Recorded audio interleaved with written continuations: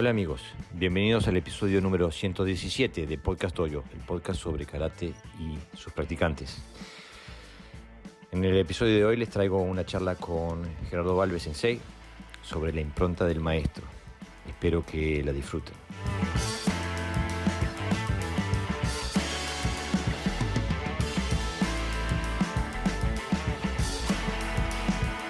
Hola amigos, bienvenidos a Podcast Dojo, el podcast sobre karate y sus practicantes. Hoy tengo el gusto nuevamente de tener a Gerardo Balbe Sensei. Bienvenido, Sensei. ¿Qué tal? ¿Cómo estás, Jorge? Y bueno, a toda la radio audiencia. Podcast radio audiencia, no sé cómo se dirá. No, yo tampoco. La podcast audiencia. Sí, será alguna cosa así, más o menos. No tengo la más mínima idea. Pero bueno, qué bien tenerte aquí de vuelta, Sensei. Estuviste de viaje y por eso no te pudimos tener tan asiduamente como queremos. Pero la verdad que sí, digo, yo los extrañé, los escuchaba, muy atentamente, a veces me moría los labios y dije, ay, quiero decir algo, pero no puedo. Bueno, entonces justamente esa era la idea de hoy.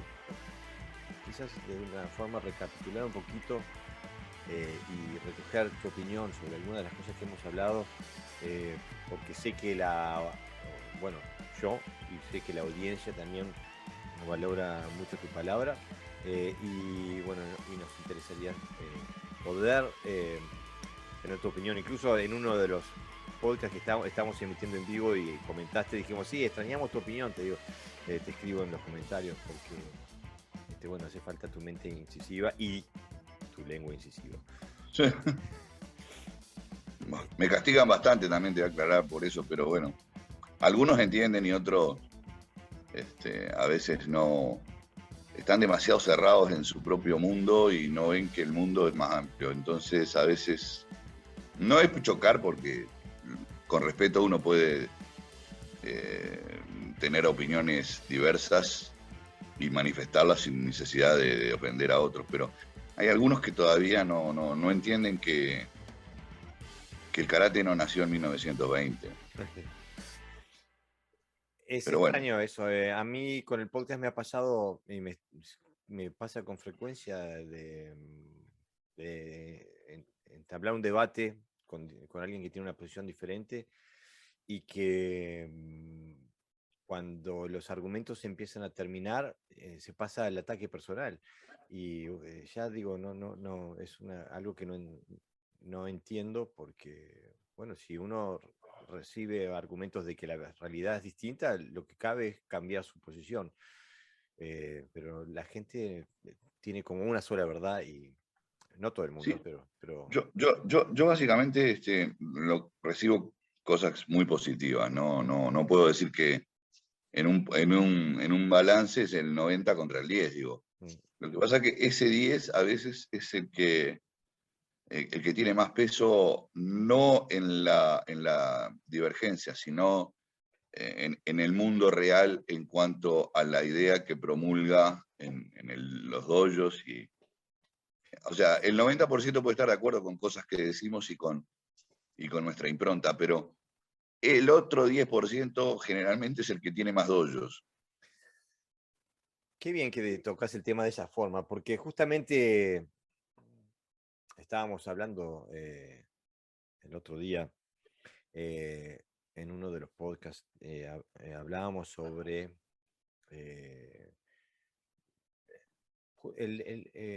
porque Javier Meneses Sensei me mandó un artículo en la que habla, eso es lo que tiene de bueno Javier Sensei, que él tiene dos sombreros, dos galeras, ¿no? Él es un tradicionalista del Shorin-ryu Kyudokan y a la vez tiene la galera científica.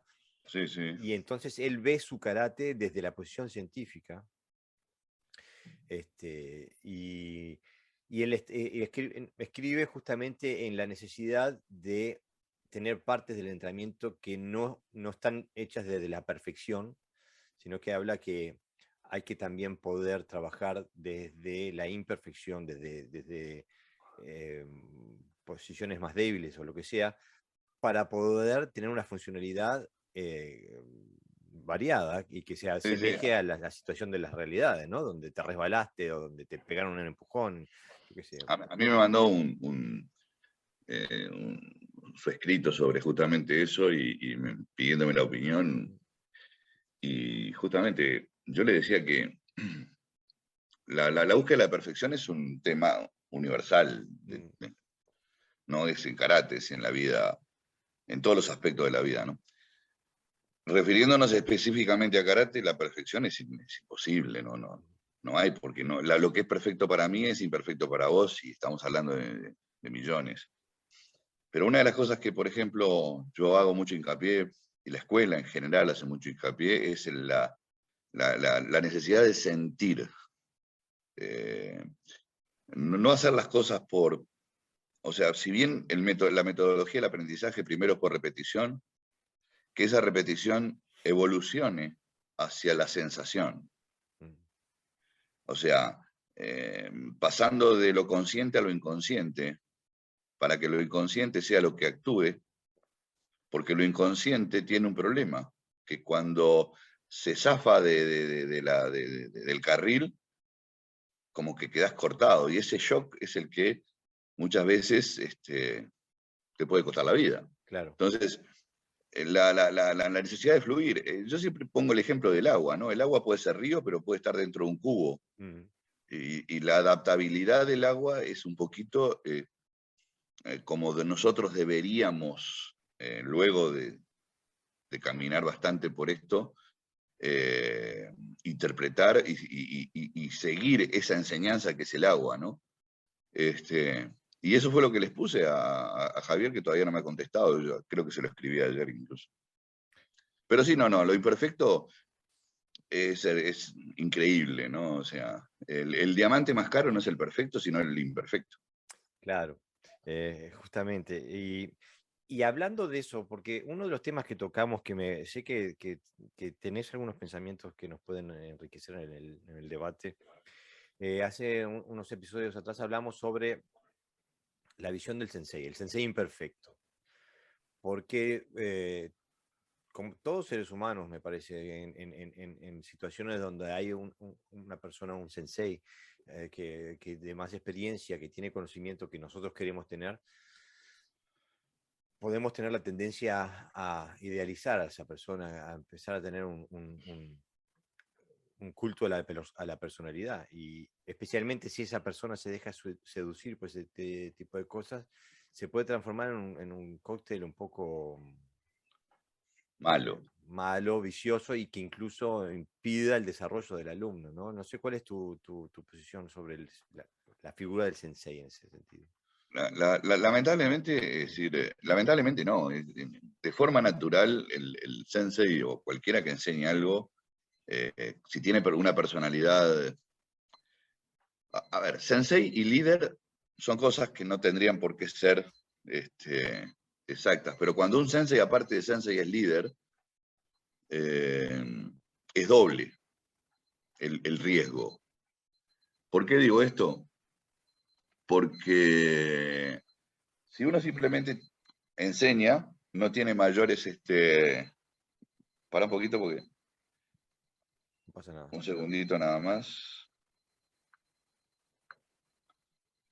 Algo está sonando y no sé qué es. Sí, pero ahora dejó Y de sonar. Ah, no, ahí empezó de vuelta. mi reloj no es porque justamente lo acabo de apagar. Yo tampoco, yo tengo todo apagado, no sé qué es. Bueno, se cansarán. No es de acá. Bueno, a lo que iba hoy. El instructor muchas veces no tiene capacidad de liderazgo y entonces no hay tanto problema. Es lo que enseña y lo que enseña por parte de que lo recibe tal cual y punto.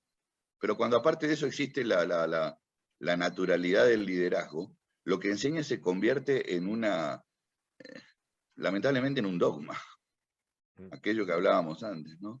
Y parece que es inamovible. Lo que enseña el individuo con la personalidad de quien lo enseña. Y como que quedan enzarzados en una masa que parece que no se puede disociar, ¿no? Y ahí es donde se genera verdaderamente un problema importantísimo, porque podemos afectar al individuo a quien nosotros queremos mejorar, le podemos estar plasmando nuestra propia personalidad e inhibiendo su propia capacidad de expandirse, ¿no? Entonces, la labor tiene que estar asociada a la conceptualidad del tiempo. Y cuando digo esto, ¿a qué me refiero? Si tu sensei fue bueno y te dejó una buena imagen, indudablemente que va a existir por siempre, más allá de que su presencia física ya no esté. Si tu sensei lo que te dejó fue una tranquera cerrada, lamentablemente lo que hizo fue perjudicar tu camino. Por lo tanto, cuando comenzamos a enseñar a mi criterio, ya debemos desde el principio indicar que nuestro pasaje es eso, un pasaje, en donde mostramos pautas para que luego el alumno las continúe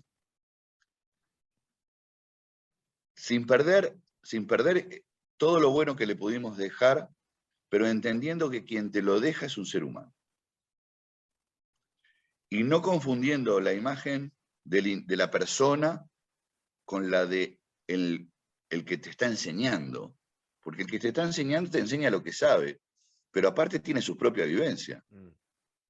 Y en esa vivencia puede hacer cosas que están bien y cosas que no están tan bien. Entonces, cuando nosotros empezamos a enseñar y le mostramos que existe una separación entre el individuo y lo que enseña, no un doble discurso, no hace esto que yo hago lo otro, no, eso es otro tema, sino lo que yo te enseño es lo mejor que yo puedo darte, pero no confundas que mi vida está toda dentro de eso. Hay muchos que se vanaglorian de que tienen que ser sus alumnos émulos de él. O sea, muchos casos en la historia del karate se han dado así y parecen ridículos porque estás copiando a una persona en su forma hasta de caminar, de hablar, de exponerse. Y lo mejor que puede suceder es justamente que cada individuo pueda reconocer en sí mismo cuál es su personalidad, su capacidad de hacer, su capacidad de expresión, y no expresarse con mis palabras. Aunque mis palabras, yo tomo cosas de mis maestros y dichos de mis maestros, porque considero de que son válidos universalmente, no porque son una regla de oro, sino porque son válidos, simplemente por eso. Y si ya están ahí, ¿para qué yo voy a inventar otros? Si ya está. Pero eso es una cosa. Y la otra es repetir puntualmente, palabra por palabra, cosas que yo digo, porque son mis palabras en un momento determinado, dichas bajo una perspectiva determinada. Yo estoy intentando encontrar patrones, ¿no? En el sentido de ver si hay cosas que se repiten en distintas áreas. Porque lo que tú dices, Sensei, estoy completamente de acuerdo y pienso que es un ideal que necesitamos seguir. Pienso que también viene en gran medida porque tú sos un hombre ya que tiene mucha experiencia. Es un proceso de maduración también, ¿no? Claro. Y aparte que eres una persona que está sobre sus dos pies. Y lo que quiero decir con esto es que no necesitas de la autoridad de nadie para decir lo que sos o lo que te parece. O sea, no necesitas estar bajo la tutela de alguien para animarte a dar lo que tienes. Y creo que en el karate, en el mundo del karate, el mundo de las representaciones y de las federaciones y todas estas cosas, se puede dar más a menudo que alguien abra la boca nada más si lo puede decir puede usar las palabras de un sensei que está más arriba, no sé. Me parece que hay el karate más organizado, porque a mí me da la impresión de que, y corregime si estoy errado, pero me da la impresión de que tú tienes una relación más orgánica más personal con tu sensei y con tu organización que la de que tener que comprar certificados desde tal lado y que te los manden con el sello y no poder, si alguien se va a graduar, tener que ir. O sea, toda esa parte federativa, por así decirlo. Yo sigo los patrones normales que creo, no porque me lo hayan impuesto, sino porque considero que son los caminos ideales. En primer lugar, que nuestra organización es una organización pequeñita, chiquitita, minúscula en el universo marcial, que se maneja muy familiarmente, que fue creciendo creo que a contramano, porque no creo que hubiera estado en la mentalidad de Yuchoku Sensei tener más de 20 alumnos en su vida. Y de repente se encuentra o se encontró casi al final de su vida con una creciente ola de gente que quería practicar esto. Así que me parece que eso lo superó, pero bueno, después se murió, así que tampoco pudo hacer gran cosa. Y los que vinieron atrás, específicamente Minoru,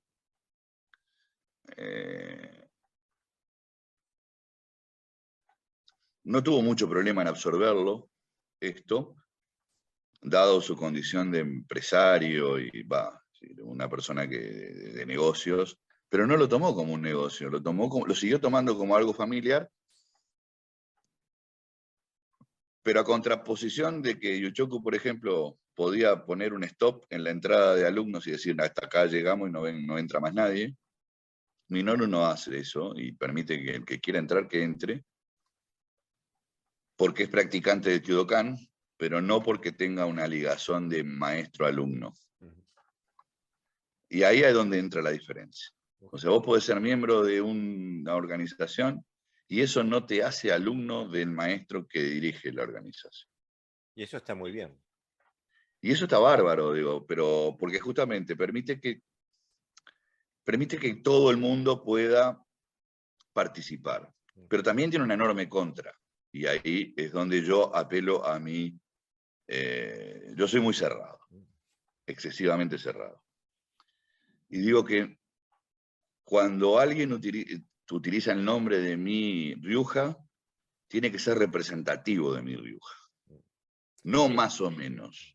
No más o menos. Eso no quiere decir que cuando uno aprende este sistema como cualquier otro, no pueda tener una visión propia del mismo. Eso es una cosa. Pero la otra es mostrar algo que no es la escuela. Y es lo que yo hoy estoy viendo dentro de mi escuela. Que hay gente que vive en la diáspora, yo también vivo en la diáspora, vivo a 20.000 kilómetros de Okinawa. Pero trato de ser lo más, incluso soy más realista que el rey. Y no puedo evitarlo. O sea, lo que yo aprendí ahí, no quiero que se manosee, quiero que se continúe con la perspectiva que cada uno tenga, pero que no rompa con los cánones que Yuchoku Higa puso, porque por algo los puso, no era un... Yo creo que los grandes maestros del ayer no eran orates, no era gente que no sabía lo que hacía, creo que lo hacía a conciencia. Y una de las cosas que decía Yuchoku Higa es que su pretensión era que el Budo de Okinawa se mantuviera tal cual, que no sufriera transformaciones, porque por algo estaban hechos de esa manera. El ala del modernismo ha llevado a una palabra que a mí me rechina porque la gente la pronuncia, pero muchas veces no la interpreta, o yo soy el que no la interpreto, que es la evolución. El cambio no es su evolución. No, el cambio no, exactamente. El cambio no es sinónimo de evolución. Exactamente. Más bien me parece que el cambio viene muy sesgado con el ego. Yo pienso que quizás somos dos hombres viejos, ¿no? Pero me parece que en gran parte de lo que ha pasado históricamente, el cambio ha sido devolución, retroceso. Totalmente de acuerdo. Es que no, es que, a ver, hay cosas con las cuales uno cimenta lo que enseña, que es cuando las moves, estás moviendo la estructura y estás haciendo de que lo que construís a partir de ahí esté bandeándose. Sí, sí, sí, Volviendo a la parte... si el Sí, sí, fundamento está torcido, la casa va a quedar torcida. pero absolutamente, el fundamento eso es lo que no podemos mover. Eso es lo que tenemos que hacer, es entender, no mover. Exactamente. Porque vivimos en el mundo del facilismo. Lo que no entiendo lo corro. Lo muevo para un lado, lo muevo para el otro. No lo entendí, entonces, en lugar de tener la disposición de que si no lo entiendo, lo tengo que volver a estudiar, lo tengo que volver a analizar. Mira, una cosa que me pasó a mí, por ejemplo, ¿por qué tenemos tantos kata? Decía yo. Hasta que me di cuenta de que tenemos tantos kata porque tiene que existir un abanico que nos permita elegir. Si ¿Cuántos tenés tienen? 3, sacando los 5 Pinan y los 2 Fukyugata, tenemos 15 kata. Son 22 en total. Pero aparte, una de las cosas fundamentales del Kyodokan en su momento, no ahora, no podría decir que ahora suceda eso, pero en su momento, Yuchoku lo que te decía era que cada uno fuera dueño de 1 o 2 katas, y dueño en el sentido absoluto de la palabra, aunque los conociera todos. Y eso llevaba a ser generalista y especialista a la vez. Gerardo, Sí. déjame hacer una pausita porque se está...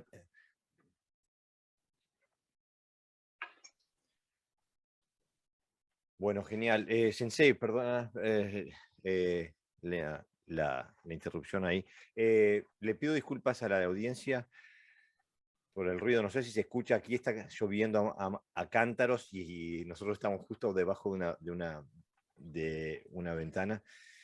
Así que si suena, le pido disculpas si se puede escuchar. Sensei, pero siguiendo con el tema de lo que es el sensei y la relación que uno debe tener como alumno y cómo aprender de él, ¿no? Cuando esto ya... Porque vivimos en un mundo moderno donde el karate está organizado. No es como era antes, que había una relación personal. Justamente ayer estaba leyendo una de las traducciones que pone Andreas Quast de Motobu Sensei, donde Choki Motobu Sensei decía que él tenía una relación emocional nada más que con Matsumora y no me acuerdo del otro. O sea, nombraba varios instructores, Sensei.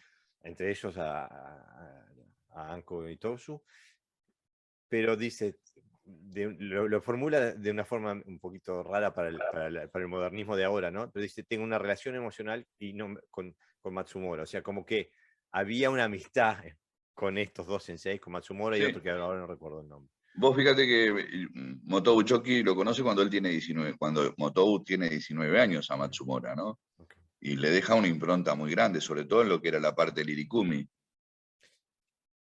Probablemente en algún kata más también que haya aprendido con él. Y eso es real, digo, vos... a ver, acá hay dos cosas. La relación maestro-alumno, alumno-maestro es de ida y vuelta. Pues yo digo, yo tengo muchos practicantes y pocos alumnos. Y no es malo eso es muy bueno. Eso es...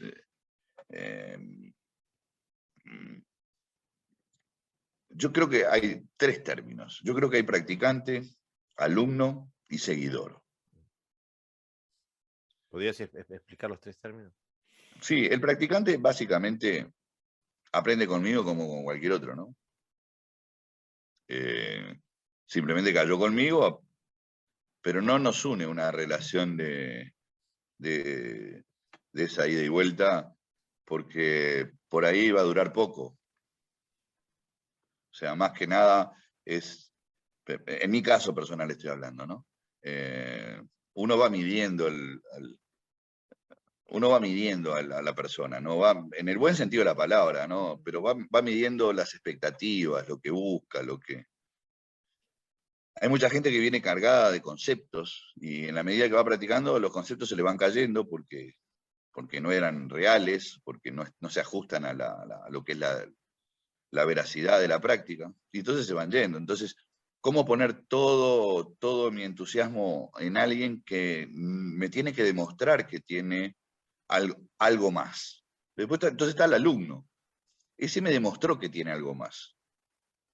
Pero también me demostró que apenas pueda quiere una independencia absoluta. O peor, en el buen sentido de la palabra, no quiere ninguna independencia, quiere solamente ser dependiente. Entonces, ni lo uno ni lo otro es lo justo. La independencia total rompe el vínculo. Y cuando se rompe el vínculo, desaparece todo. Y entonces hay una frustración por parte del instructor que dice, pero puse toda mi esperanza en y desapareció.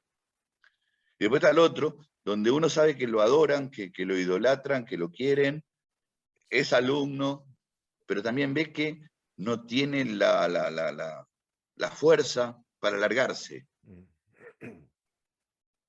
Y entonces viene el tercer punto, que ese es el más difícil, que es el seguidor.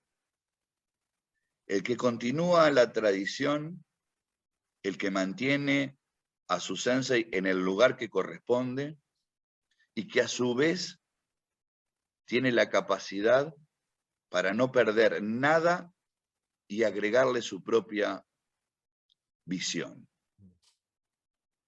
Ese no rompe con nada, no rompe con el pasado, no rompe con el maestro y no rompe con su libertad.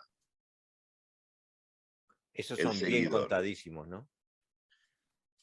Esos son la sellada, como diríamos cuando juntábamos figuritas. Y eso es lo que te ha demostrado la historia también. La historia te muestra que la sellada, o que el seguidor realmente, los contás con los dedos de una mano y te sobran 4 dedos. Entonces, esto es una cosa que yo lo digo después de la perspectiva de mirarlo desde el 20º piso a toda mi trayectoria como docente, ¿no? Como docente y como alumno. O sea, yo me doy cuenta que he sido practicante, he sido alumno y soy seguidor. Justamente. O sea que lo veo en mi personalidad, en mi trayectoria, y también eso me permite poder verlo cuando estoy parado frente a un grupo de personas a quienes les enseño, ¿no? Y esa es la visión que los instructores tenemos que tener, porque una cosa que también siempre digo, que no es mío, no sé por qué, siempre lo digo, parece que es mío, pero no es una frase mía, alguna vez la escuché, me gustó, me parece que es correcta, cuando se dice que la enseñanza es una lluvia que a uno los empapa, a otros los moja, a otros los salpica. Y así es. Es fantástico y fascinante el mundo del karate, no solamente por lo que tiene, pero también por lo que la gente viene a buscar, lo que la gente le pone. Y a veces son cosas muy, muy, muy, muy, muy dispares y que poco y nada tienen que ver con lo que los maestros originales habían pretendido, por lo menos. Los maestros originales, lo que pasa es que no eran pelotudos. Por algo te ponían muchas pruebas, ¿no? Por algo, vos querés aprender. Al principio te decían que no. Y después que demostrabas que querías aprender, según cuenta la leyenda, entonces, vos querés aprender. Bueno, mira, empezá lavando la ropa, limpiando el dojo, mirando las clases. Me acuerdo de una cosa, cuando la primera vez que yo fui a Okinawa, había un muchacho, cinturón blanco, que hablaba inglés bastante bien. Y Yuchoku estaba vivo. Aunque no estaba dando las clases, estaba vivo. Y en una comida que tuvimos me decía, yo tuve que venir como 10 veces para que me dejaran ponerme karate y entrar al dojo. Wow. Me decía, no, quédate ahí afuera, mirá la clase, mirá la clase. Y yo no sé si eso está bien o está mal, digo, porque vivimos en un mundo comercial. Entonces, cuando viene alguien lo agarras así, yo no. Pero lo normal es que lo agarres, le hagas firmar el contrato y Es eso moderno, lo del otra contrato. cosa. En mi época no había contrato tampoco, pero bueno, lo agarrás, le das el karate y los guantines, tratás de tenerlo ahí al firme y que pague la cuota y listo. En mi época eso no era así. Y yo soy menos todavía así. Pero vuelvo a repetir, yo de comercial cero. Ahora en mi vida el concepto de vender karate no está dentro de mi vocabulario, ¿no? Pero sí el concepto de practicante, alumno y seguidor. O sea, que yo te acepte no quiere decir que te conviertas en mi alumno. Entonces, en lugar de lavarme la ropa y limpiar el dojo y todo eso, lo que hago es enseñarte y ver qué es lo que vos querés aprender. Hasta que me demostrás que querés ser alumno. Y entonces la relación empieza a cambiar. El problema son los seguidores. Esos son el problema. ¿Por qué? Porque hay muy pocos y yo realmente, honestamente, me he equivocado con aquellos que pensé que podían ser seguidores. Si te tengo que decir la verdad, no tengo ninguno. Pero sí tengo buenos alumnos. Sí tengo buenos alumnos. Quizás alguno se destape y me demuestre que aparte de ser alumno, quiere un poco más. Es un proceso de maduración, ¿no? Y que no todo el mundo... También es un proceso de exigencia que a veces que en mi caso capaz que no es lo correcto para el común denominador de los instructores, ¿no? Estoy hablando de mi caso personal. Y para mí un seguidor tiene que tener todas las cualidades. No tiene que ser un atleta, ni tiene que ser un campeón, no. Tiene que entender lo que está haciendo primero, tiene que tener vocación, tiene que tener algo de liderazgo o ser líder directamente. Y tiene que demostrarme que lo que aprendió lo va a volcar enteramente en seguir el proceso. Esa sería. Porque uno piensa que seguir, no me tiene que seguir a mí, tiene que ser como yo. No. Seguidor del proceso. Que no se pierda nada en el camino. Lamentablemente, el gran problema que ha tenido el karate en los últimos 80 años es la pérdida. Cada vez que se formaba una generación se iba perdiendo algo. Hasta llegar a esto, que dista mucho de lo que es. O sea, si en 1930 el karate original y en lo que se estaba enseñando había diferencias importantísimas por la pérdida en la transmisión, imagínate hoy. O sea, hoy si yo creo que los maestros, si yo creo que el gran sistematizador del karate que fue Matsumura viera lo que hoy es el karate, pero se tapa con 10.000 kilos de tierra más. Justamente. ¿Ah? A ver, ¿por qué? Porque la transmisión masificada lo que hizo es que, y esto no lo puedo enseñar, y esto tampoco lo puedo, entonces esto no lo debo enseñar. Y entonces en ese trasiego entre lo que no debo y lo que se entendió mal también, esto se ha transformado en otra cosa, es decir, se le agregó una filosofía que no tiene nada que ver con el karate, la filosofía del karate es la filosofía diaria del individuo, del ser humano, la filosofía de los que hablamos ahora, de lo que estamos hablando ahora. No tiene por qué ir a Confucio, aunque tuviera en ese momento, por un tema de cultura, el confucianismo y el taoísmo tuviera una cierta injerencia en el individuo, no tiene por qué eso ser la filosofía que nosotros tenemos que adoptar. Yo creo que ni Qian, ni Matsumura, hablaran de Confucio, ni hablaran de taoísmo, ni hablaran de...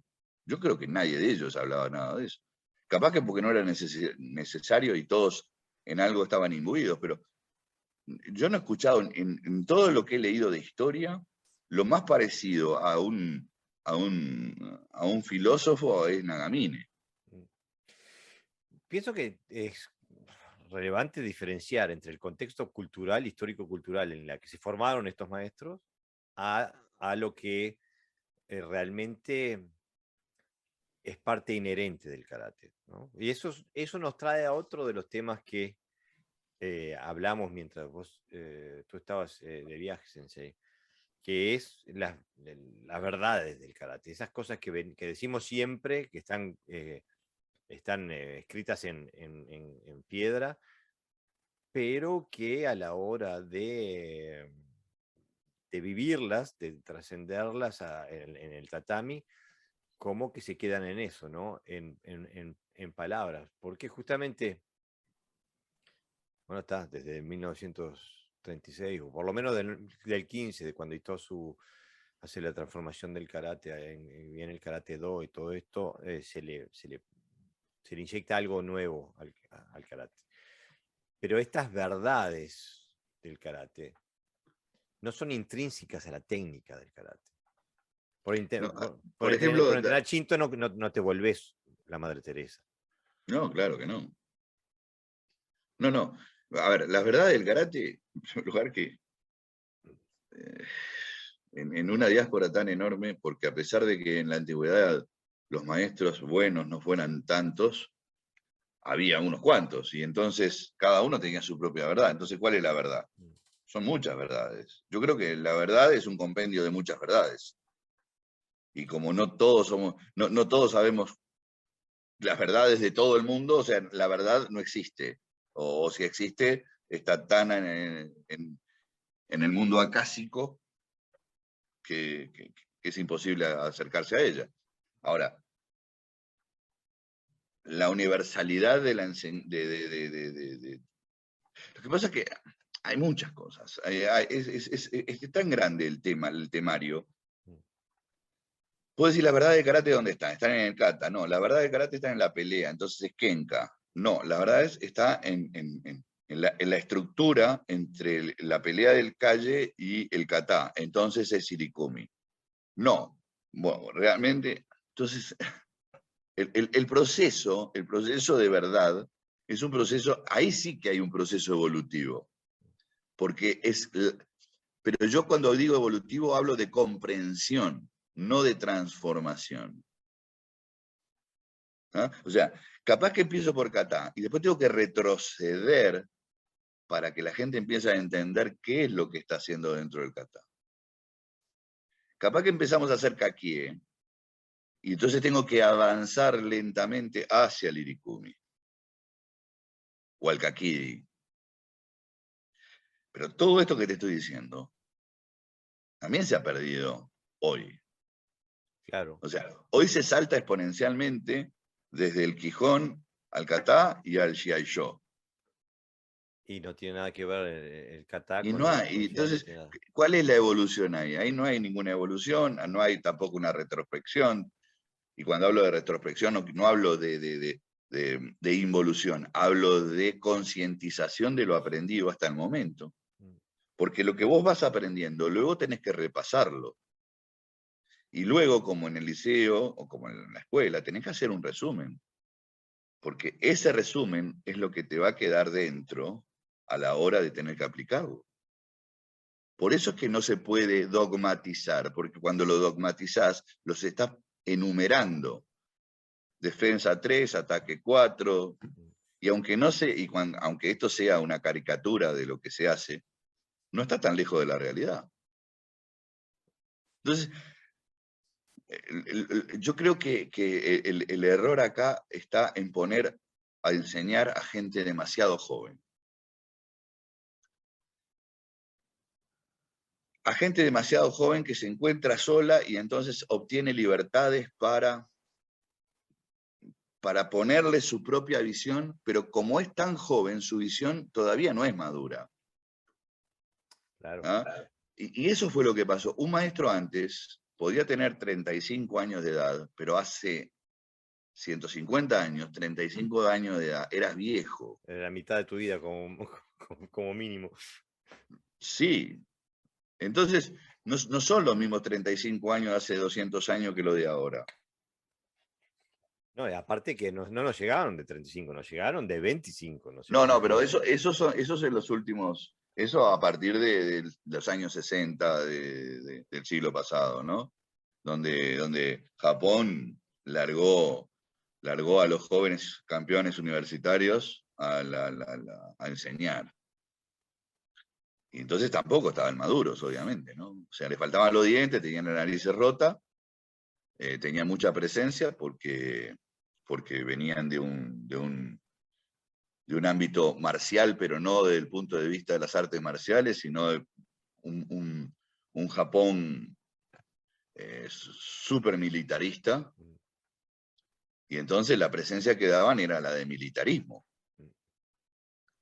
que no tenía nada que ver con la presencia que tenía un maestro hace 150 años atrás, que era respetado por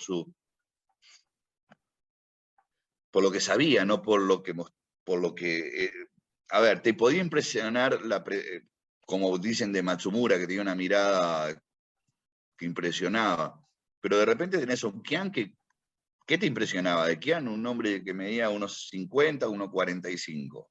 Sí, en la foto parece que pesaba 45 kilos también, digo. No, pesaba menos todavía. Sí. Digo, entonces, ¿qué te podía? Lo que te impresionaba era cuando realmente lo veías en acción, o cuando realmente hacía visible lo Su que había capacidad. aprendido. Pero sin embargo, cuando empezaron a venir los japoneses acá, eran todos, parecía que tenían un palo en la espalda y yo qué sé, digo, eso es lo que no se dan cuenta todavía algunos que aprendieron en la década del 70, de que esos jóvenes instructores podían ser buenos, malos, desastrosos o increíbles, pero todos en principio eran iguales. Tenían la misma horma, no norma, horma. ¿Ah? Y Pienso eso que, también le pero erraron. ¿Cómo? hay que tener coraje para llegar a aceptar eso, Sensei, porque si es la senda que seguiste desde los 70 hasta el día de hoy, quiere decir que y aceptas esa idea, entonces puede ser que hayas estudiado, profundizado en un karate de horma, de una horma. Claro. Y eso puede ser muy, muy doloroso de aceptar. Mira, hace poco justamente una de las controversias que tuve con una de las personas, pero en una buena, ¿no? Yo hablaba de los maestros, pero se ve que se interpretó mal. Para mí, maestro no es instructor. Instructor es instructor, maestro es algo más. Mm. Porque cuando hablamos de sensei, creo que el sensei es terriblemente abarcativo. Mm. O sea, sensei de piano, de violín, de la pirueta loca, sensei. Todo el que enseña algo es sensei. Claro. Es más, un médico no enseña nada de repente, pero Es es sensei. sensei. Y un abogado no enseña nada, pero es sensei también. Entonces, partimos del error que involucra que sensei es solamente karate. O sensei es el que te enseña aikido o judo. No tiene que ver. Digo, eso es una de las malas cosas que como no se explicaron en su justa medida, después quedaron como error en el tiempo, ¿no? Y esta persona que me contraviene en una de mis expresiones, me dice, pero usted no conoce a mi maestro. Y claro, como no sabía bien quién era el que me estaba exponiendo, hasta que me da una pista y le digo, sí, claro que lo conozco. ¿Cómo lo voy a conocer? Llegó a Argentina cuando tenía 29, 30 años, vino a ayudar a uno que ya estaba, después ese se murió y este se quedó en el dojo y se quedó con todo y después se fue formando y pasó de ser instructor a maestro en un proceso. Hoy se puede decir que es un maestro muy respetado, pero cuando empezó a enseñar no era un maestro, era un campeón universitario. Entonces, si no entablamos la diferencia, no es lo mismo el que hoy viene a aprender conmigo, hoy, que el que empezó a aprender conmigo cuando yo tenía 20 años, 21 años, 22 años, 23 años. Por supuesto que No es no. lo mismo. Ni recibió lo mismo, aunque me recuerde con mucho cariño o con mucho respeto, pero yo no soy el mismo. Hoy tengo 50 y pico años de karate. Claro. Creo que también el idioma no ayuda, porque en nuestro idioma hablamos de maestro de alguien que es un docente, y hablamos de maestro de alguien que ha obtenido maestría en algo. O sea, y se mezclan Absolutamente. esas dos, pero me gustaría indagar un poquito más porque al principio de lo que estábamos, cuando empezamos a tratar este tema, dijiste algo que me gustaría profundizar, porque también creo que es un elemento de los que aporta a la confusión, porque nombraste rapidito ahí que los antiguos maestros, y estamos hablando no de los antiguos docentes, sino de los antiguos que llegaron a la maestría en el karate, el Todi o el Todejutsu o el Tío, Sí, sí, sí, sí. cuando hablamos de Funakoshi, que no sé hasta dónde llegó a ese nivel, pero históricamente para alguna gente sí. Moabuni, Motobu, y después más para atrás, que vamos a Matsumura, Matsumora, Higaoshona, todo eso. Los antiguos maestros no pensaban iguales. No. Hoy, en la discusión, en el intercambio de ideas, siempre que sacás la cita de un maestro antiguo, ya queda válida porque es de un maestro antiguo. Pero en cualquier discusión se pueden sacar cartas completamente opuestas. Si uno saca lo que dice Funakoshi y después saca lo que dice Motobu, están en directa oposición a lo que dice cada uno. Sí. Sí. Y hasta Pero el eso día es de un hoy, poco. Okinawa nos da señales mixtas muchas veces. Porque nosotros también tenemos la tendencia a pensar, si es de Okinawa es bueno, si es de Okinawa es ley, pero el problema es cuando nos vienen dos leyes contradictorias. Es todo un tema ese, ¿eh? Ese es un tema enorme. Lo que pasa es que eso habla de la diversidad. Y en la diversidad pueden existir maestros que son muy buenos, pero no son exactamente, no mantienen la misma línea. Y son maestros y son muy buenos ambos.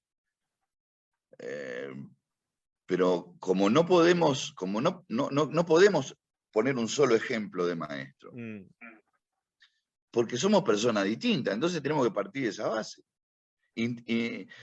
A ver, yo puedo decir que Motobu era un gran peleador porque lo demostró, porque toda su vida fue así. No puedo decir que Funakoshi fuera un peleador porque no hay nada que diga que fue un peleador. Ahora, capaz que a nivel de docente, Funakoshi era muchísimo mejor que Motobu.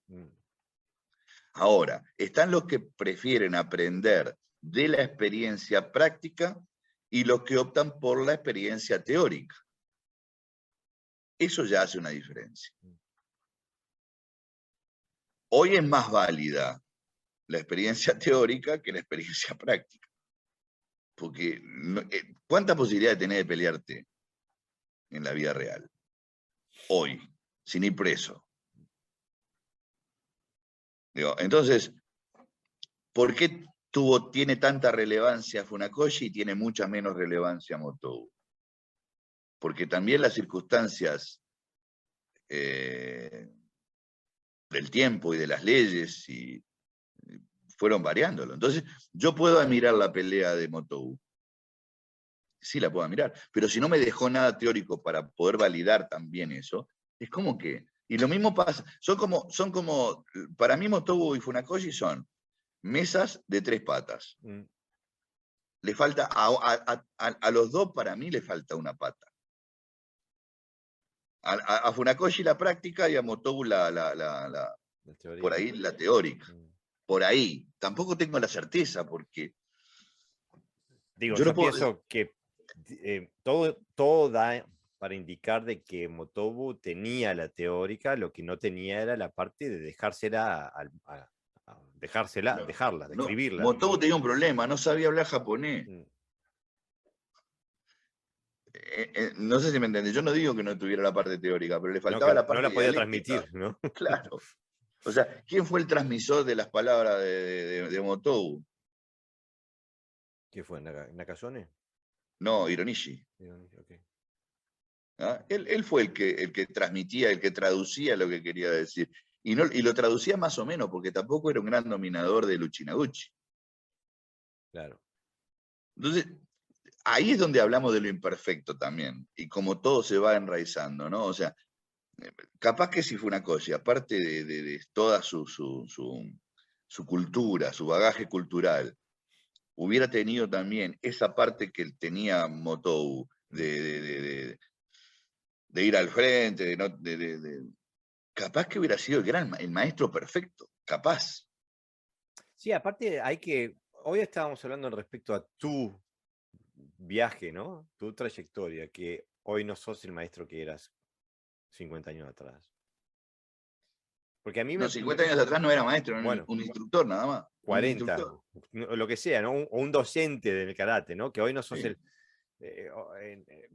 pero, porque si uno, por ejemplo, mira a una figura como la de Matsumura, ¿no? Bushi Matsumura, que es famoso por 10.000 cosas, pero si uno lee la carta que le deja a su alumno, Ajá. la carta que él le deja a su alumno apunta mucho más a lo filosófico o a lo profundo de la humanidad que al fierro. Y viene de una persona que es conocida por ser infinitamente eficaz en la parte práctica del karate, ¿no? La carta o sea, el documento que queda, que le dejó a Ruchai Matsumura, que no hay antecedentes que lo haya hecho con nadie, con ningún otro. No hay antecedentes, lo cual no quiere decir que no lo haya hecho. Pero es lo único que hay. Es el único que queda, es el único documento que queda. Pero hay que leerlo muchas veces. En primer lugar, que hay un problema, puede haber un problema de traducción también. O sea, el japonés no se puede traducir literal. La literalización destruye, como la literalización destruye al kata, también destruye al pensamiento empírico que se transcribe en el papel. Entonces ahí puede haber un problema. Pero supongamos que la traducción es correcta, hay que leer entre líneas.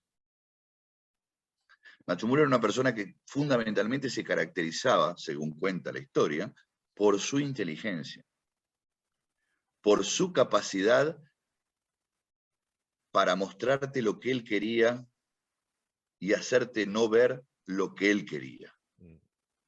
Y así ganó muchas peleas sin pelear. Entonces, leer ese documento, que para mí es un documento valiosísimo que ha llegado a nuestros días, hay que leerlo 1, 2, 5, 10, 15 veces. Cada vez que tenés tiempo, tenés que volver a leer. Y vas a encontrar con que algo que vos creíste que decía, ya no lo dice de esa manera.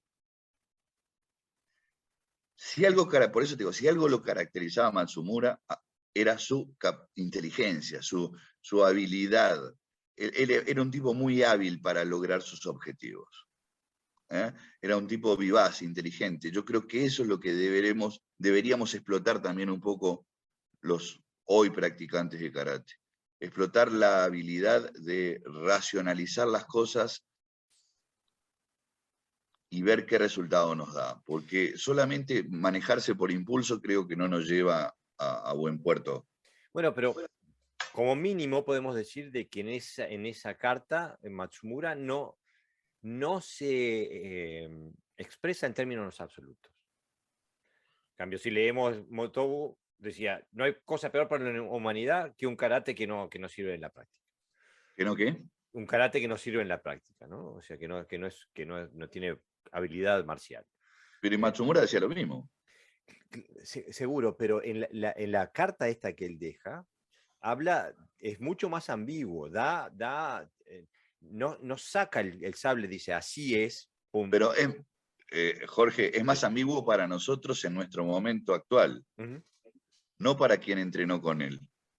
Pero no, estoy absolutamente seguro. Pero una carta que vos le dejes a un alumno tuyo, con todas tus creencias y tus proyecciones.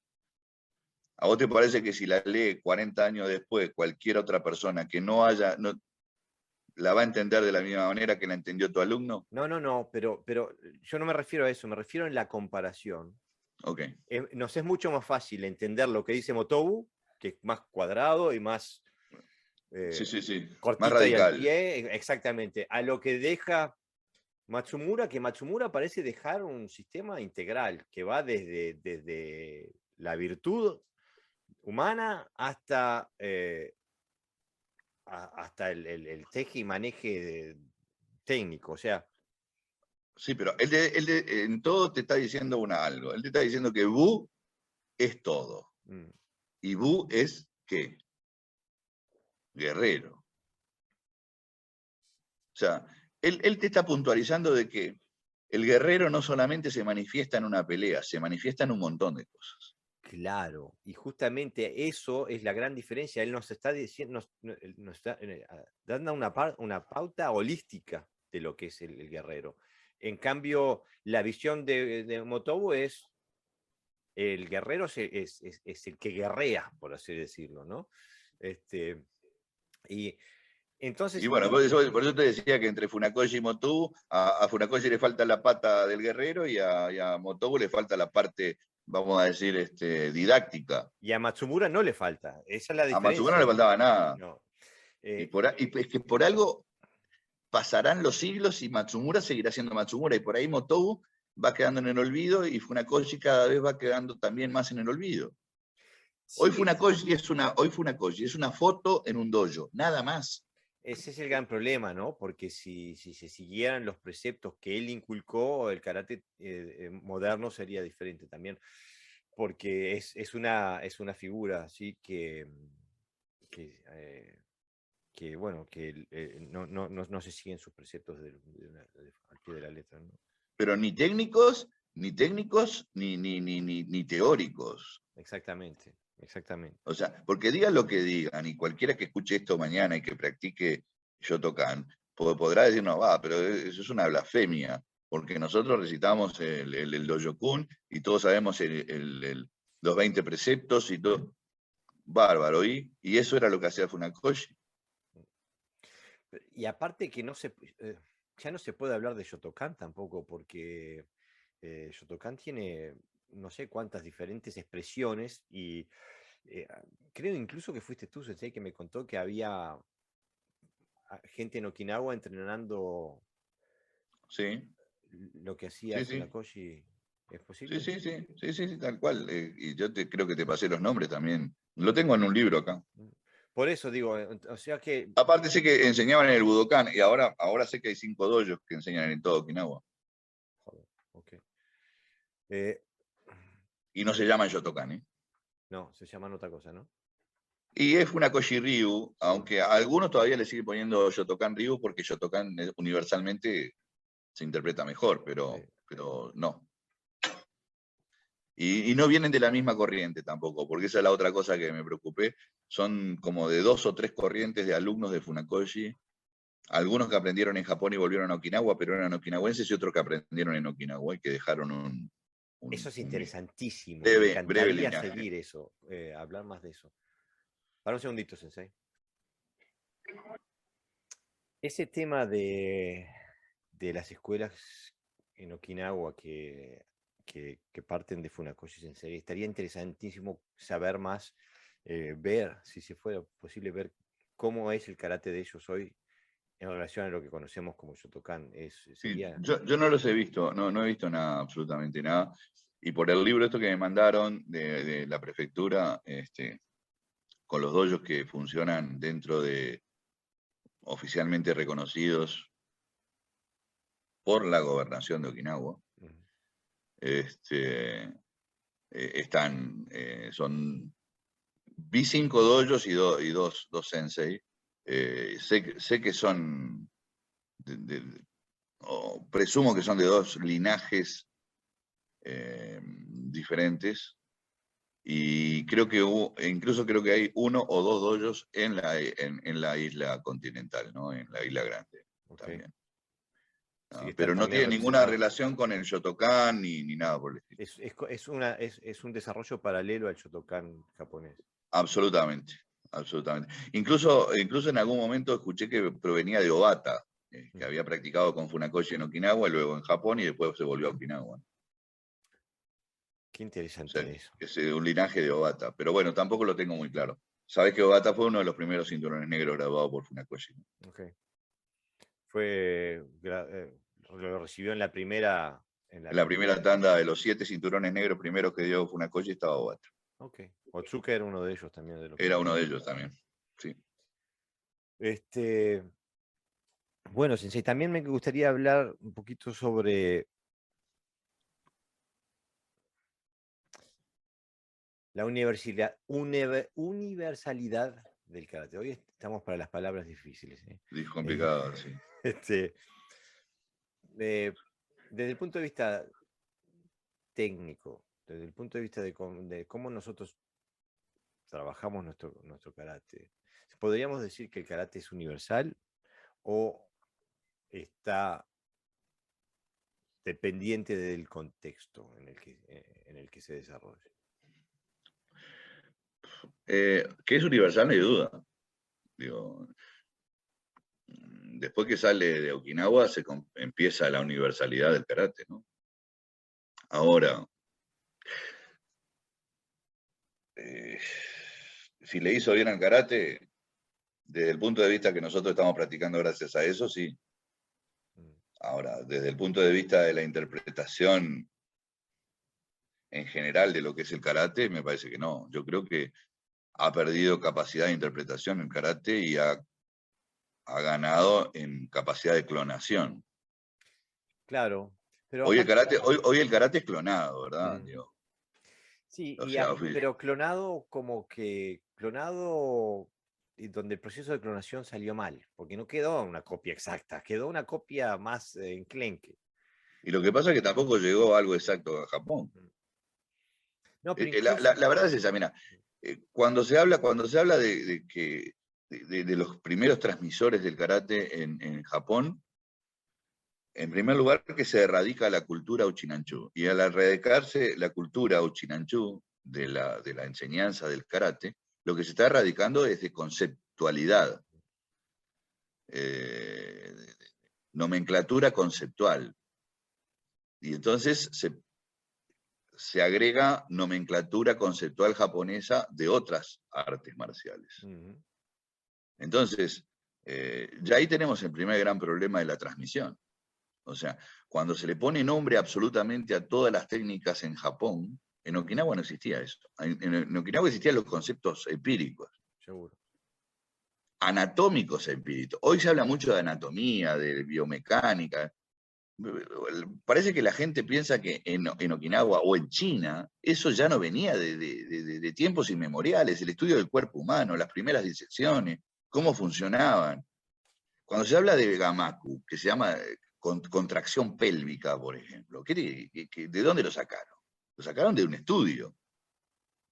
Cuando se habla de Chinkuchi, cuando se habla de Muchimi como látigo, y porque muchas veces se confunde Mo-Chimi con Mu-Chimi, se habla ya de una concepción biomecánica profundamente estudiada. Hoy parece que estamos descubriendo la biomecánica del karate, parece que ahora tenemos la estructura, somos unos papanata cuando pensamos eso. Porque, claro, pensamos que lo de ayer era Cromañón. Y no, era gente que estudiaba. La medicina ya existía en China mucho antes que en Occidente. El conocimiento de hierbas, por ejemplo, medicinales, es mucho anterior a las drogas que fabrica la farmacéutica hoy por hoy, o proviene de ellas. Entonces, parece que hoy estamos descubriendo, y la mejor forma de descubrir es ir para atrás, en este caso específicamente, y yo creo que en todo. Para ver cómo se desarrolló algo tenés que ir al principio. Si no, hoy estás viendo el resultado. Y a veces el resultado es el menos deseable.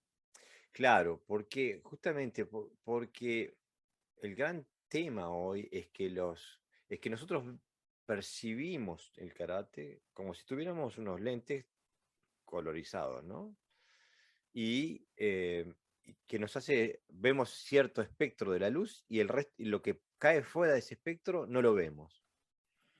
Y Mira, yo quiero decir, es mi perspectiva, sabés que soy un tipo bastante cerrado en algunas cosas, sabés que soy un tipo que no irracional, soy muy racional, muy racional.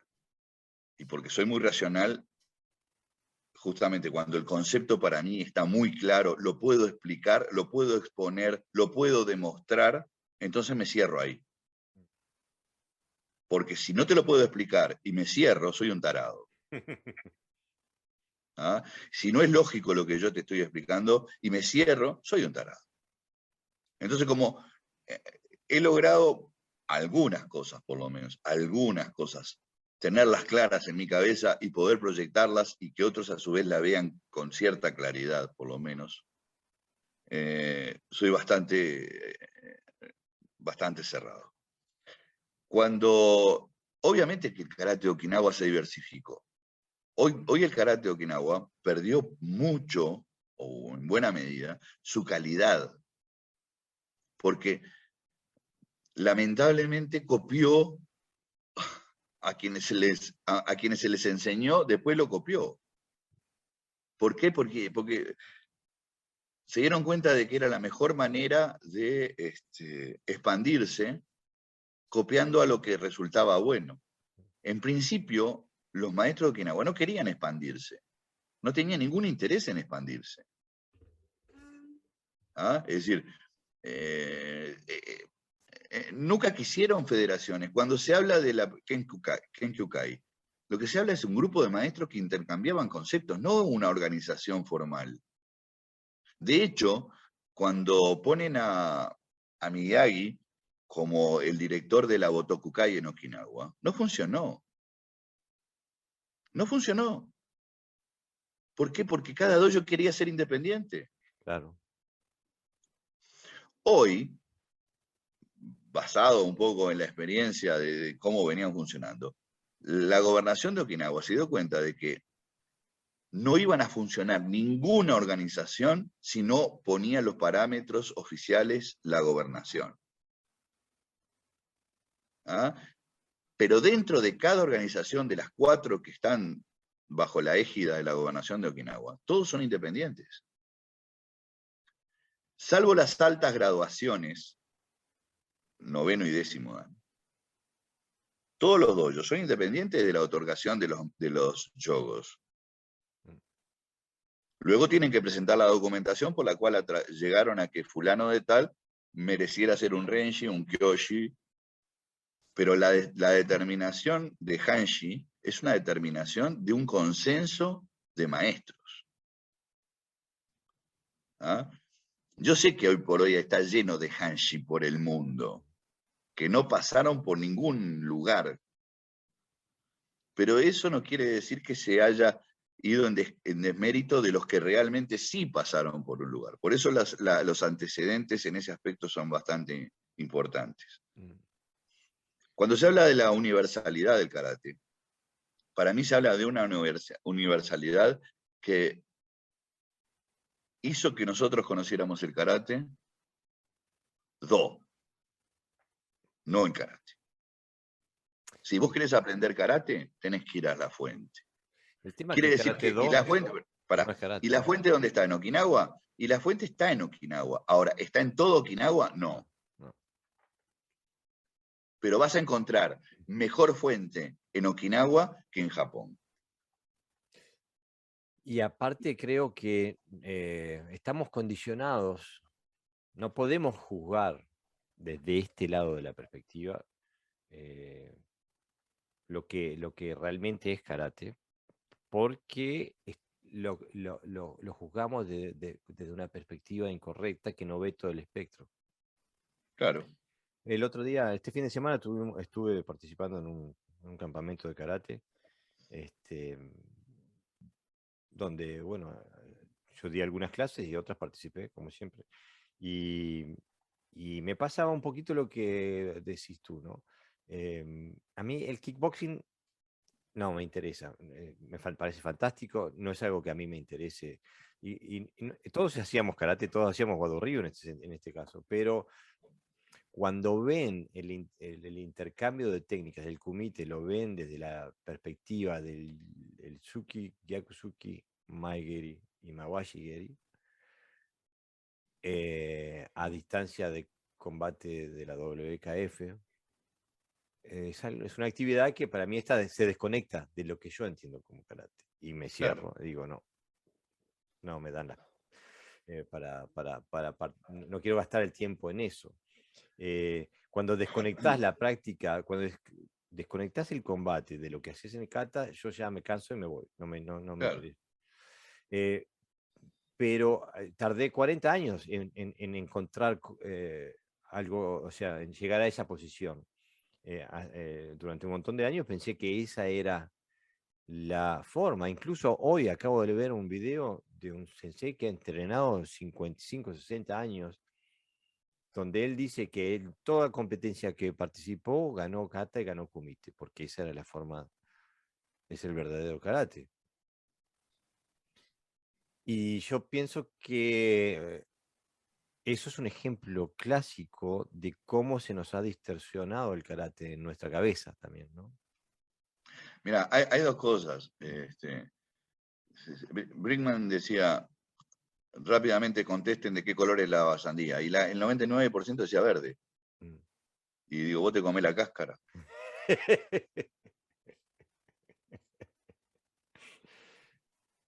Es que nos Que la estamos comiendo gente. la cáscara del Ahí karate. está, exactamente. Nos estamos comiendo la cáscara de la sandía. Mm.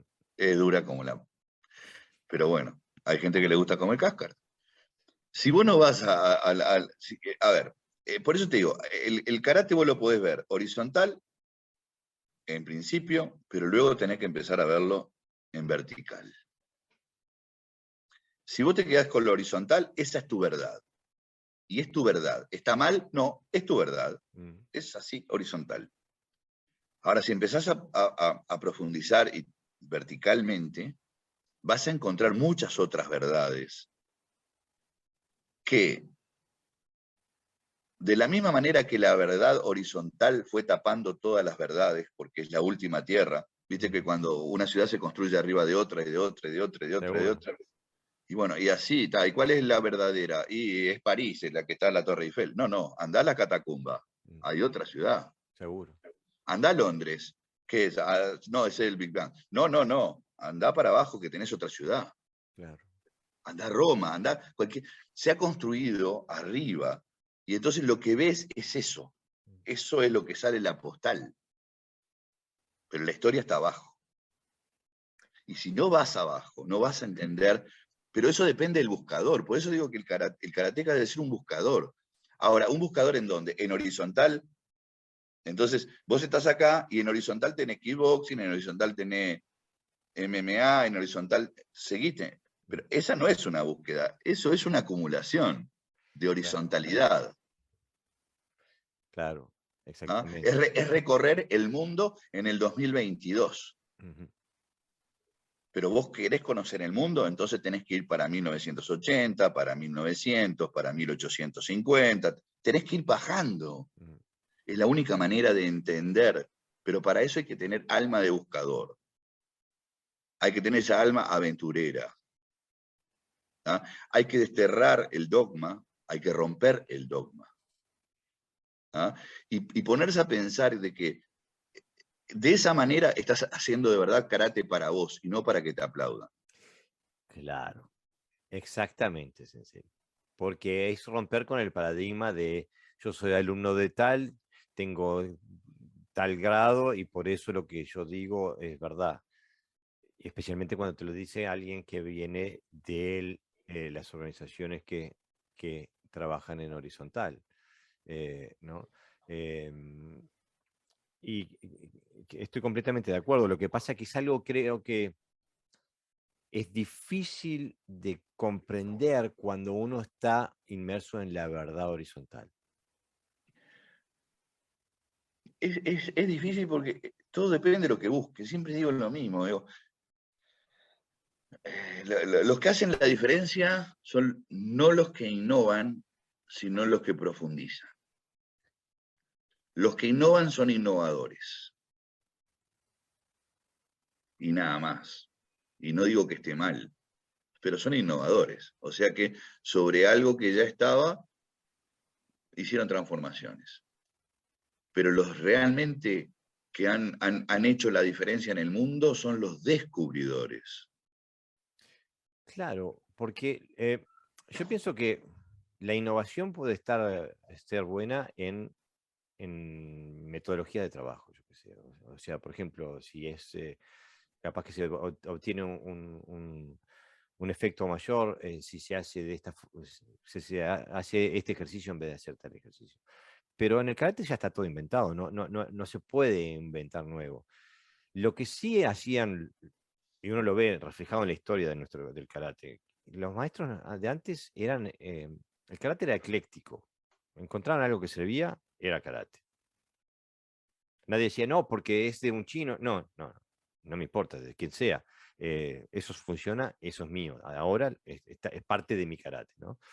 Que no había pudor en decir, y bueno, tenemos todos estos katas que tienen nombres chinos, que lo sacaron de tal fuente o de tal otra. Digo, em, lo que. Por eso no hay necesidad de inventar, porque ya está todo dicho. Es como, digo, lo que sí. El tema es que antes el karate era individual, era personal, y ahora es orgánico. Ahora es organizativo, institucional y de masas. Y porque pero esto es como las religiones, papá. Claro, exactamente. Digo, a ver, ¿de Exactamente. qué sería que Juan el Bautista tuviera 10 personas? No, por eso vino Pablo de Tarso y constituyó la diáspora cristiana. Y después vino un emperador y dijo, no, bueno, esta va a ser la gran religión, y la puso y a la miércoles con los demás dioses, Zeus y todo lo demás, y dejamos esto. Y entonces, ¿pero qué? Pero hay que controlarlos ahora. Y bueno, entonces vamos a hacer una pirámide. Y entonces va a estar el Papa, los obispos, los cardenales, los obispos, y entonces generó estructuras. En el karate no existían estructuras. No. Y a eso es lo que yo me refiero cuando digo practicante, alumno, seguidor. Mm. El practicante tiene estructuras. El alumno puede verlas y puede aprovecharse, pero el seguidor rompió todo. Exactamente. ¿Ah? Entonces, por eso cuando se dice Sujarí, por ejemplo, hay que interpretarlo. Mm. ¿Ah? Es decir, porque lo que pasa es que vivimos en el mundo de la comodidad, de control remoto, del apagar y prender con el dedito, Mm. pero realmente lo importante es ver lo que está dentro. Vos decís, ¿para qué me importa? Si yo lo que quiero es prender la televisión y ver la película de Netflix. ¿Qué me importa saber cómo funcionan los electrodos, los chips? Y es verdad, no te tiene por qué importar. Ahora, si vos querés saber cómo funcionan las cosas y no tenés más remedio que abrirle el televisor y entrar a ver. Y como no vas a entender lo que hay, vas a tener que recurrir a libros o a gente que te vaya asesorando. Y Mm. así funciona. Realmente el buscador funciona de esa manera. Claro. ¿Ah? ¿Está mal el que maneja el control? No. ¿Es completo? No. No. Y pienso que también una característica básica del buscador, que no la tiene el que está con el control, es que el buscador está dispuesto a decir, le erré, no la comprendí, ahora lo hacía. Exacto. Y el que está ya con el control, que ya está hecho y es dueño de la Es verdad. esto, ya está. ¿Qué más demostración quiero si yo toco acá y se prende? Exactamente. Y Eh, cuando se rompe, compro otro. exactamente. ¿Ah? Y lamentablemente, yo sé que a mucha gente le va a rechinar este tipo de cosas, pero son verdades. La gente no le tiene que tener miedo a la verdad. Lo que pasa es que tenerle miedo a la verdad quiere decir que tiene que haber un cambio Mm. en el chip. Y a la gente le tiene miedo a ese cambio. Ese cambio Porque es el está tan problema. cómoda sentada en el sillón con el control remoto viendo Netflix Mm. que no me diga que ahora tengo que volver a la radio galena. Mm. No me diga que tengo que ver cómo funcionaba el gramófono. o cómo se comunicaban por telégrafo. No me vengan con esas cosas. O cómo los tambores sonaban en el África para decir tal o cual cosa. Parece, cuando no sabemos el proceso, y ahí sí es el proceso evolutivo que lleva a la constitución de algo que no está, que es inacabado totalmente, sino que, ¿y por qué digo inacabado? No porque tengamos que agregarle más cosas, sino porque es nuestra propia experiencia la que lo va completando, y por eso es mi karate, porque es mi experiencia la que vuelco sobre algo que ya estaba definido. Yo no construyo nada sobre eso. Yo lo que hago es meterme dentro de eso. O sea, uno tiene que meterse dentro del karate para que el karate se meta dentro tuyo. Claro. Es una construcción personal. El que se Sí, construye eres tú en base al karate que estás claro, descubriendo, ¿no? puede ser que semánticamente no quede bien, pero es una realidad. Digo, si vos no te metés dentro del libro, nunca vas a entender cómo venía funcionando la novela. Claro. O sea, vos pasás a ser un personaje de la novela.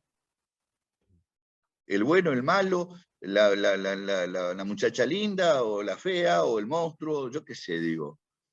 Pero No hay si no te que, metes en la novela, no vas a disfrutarla. acuérdense, no hay que ser amigo del muchachito, porque el amigo del muchachito siempre muere. Siempre muere, lamentablemente. Bueno, Este, Sensei, la llevamos por la hora y media. Es una buena, un popurrí. sí, es un buen trazo de tiempo para el podcast.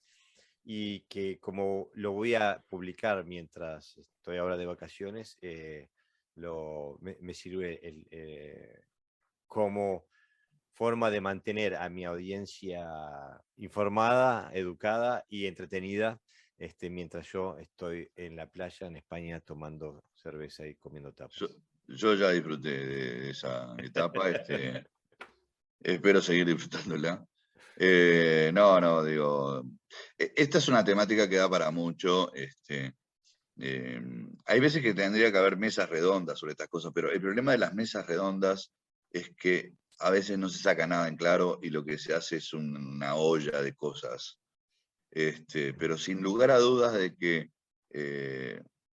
lo que debemos entender es que todo esto nos lleva como consecuencia a que si no estudiamos a la par que practicamos, somos mesa de tres patas. Exactamente. Y lo único que quisiera acotar a eso es que hay que tener el coraje para aceptar lo que descubrimos en ese estudio, en esa práctica. Oh, sí, claro, claro. Perdóname, y una sola salvedad que creo que en uno de los podcasts también escuché que por ejemplo, decían, pero entonces el karate solamente se aprende en Okinawa. No, el karate no solamente se aprende en Okinawa, no. Pero no se puede hacer karate sin tener el conocimiento de Okinawa. Y lo digo desde el punto de vista absolutamente conceptual.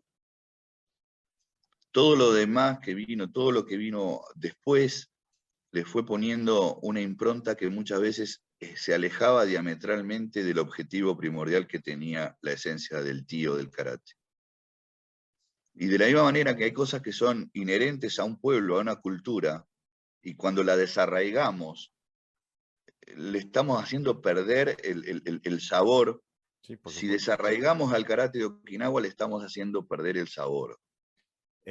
Completamente de acuerdo. En Suecia se pueden comprar chorizos Sí, sí. de parrilla, pero no tienen el gusto de los chorizos. Pero yo estoy en Suecia y en Dinamarca y en cualquier lado se puede tocar el tamboril, pero no es lo mismo que tocarlo en el barrio sur. Exactamente.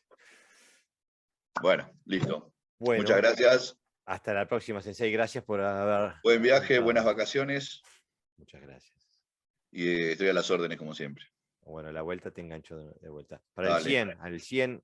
Al 100, al 100. Al 100 tenemos que estar.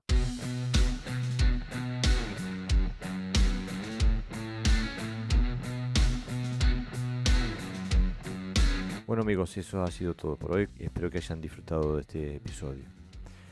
Les cuento que emitimos en vivo todos los sábados a las 23 horas por la página de Facebook de Podcast Dojo. y el audio lo publicamos el domingo. Si tienes ganas de participar, es muy bienvenido a dejar tus comentarios en vivo en la página de Podcast Dojo y los leeremos y los comentaremos en vivo todos los sábados a las 23 horas. Como siempre, nos puedes escuchar en las plataformas de podcast, hacer como iTunes o Spotify o Google Podcast, etcétera, etcétera. Y también nos puedes escuchar en la página de mocuso.ar. Sin más, nos vemos la próxima semana.